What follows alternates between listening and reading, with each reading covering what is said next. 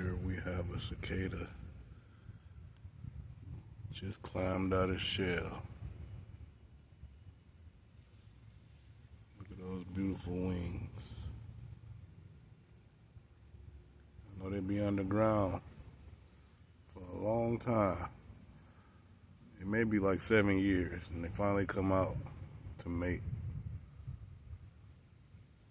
And then they die. I don't even think they got mouths to feed. But we got one here,